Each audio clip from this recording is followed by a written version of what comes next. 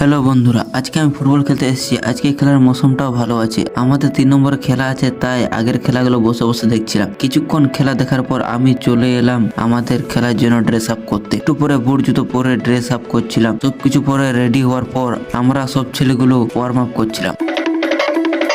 আজকে আমাদের ছেলেগুলোকে দেখে সবাইয়ের মধ্যে জোশ আলাদাই লাগছে। ওয়ার্ম আপ করার পর আমরা মাঠে নামতেই খেলা শুরু হলো। খেলার সময় আমাদের গ্রামের বড়গুলো আমাদের খেলা দেখে রেগে বোম হয়েছিল। আজকেও খেলায় গোল দিতে পারলাম না, পেনাল্টিতে হেরে গেলাম। আমি নাস্তা করে বাড়ি চলে এলাম। বাড়ি এসেই বাবা আমাকে বলল যে বাকলে পুজো হয়েছে, খিচুড়ি করতে সং দিতে জেঠাদের কাছে। আমি ছটফট হাত মুখ ধুয়ে বেরিয়ে পড়লাম জেঠাদের ঘর দিকে। এসে থেকে জেঠা হাড়ি চাপিয়ে রেডি করেছে, মুরগা কাটছে। আমি জেঠাকে পত্রে লেগে দিলাম আর ছটফট লেগে গেলাম কাজে। আদা রসুন লঙ্কাগুলো ভালোভাবে পরিষ্কার করে রাখছিলাম। একটু পরে ভাই আমর দিস্তা এনে দিল, কুটতে লেগে গেলাম। কিছুক্ষণ পরে খিচুড়ি রেডি হলো। গরম গরম খিচুড়ি খেয়ে আমি বাড়ি আসার জন্য বেরিয়ে পড়লাম।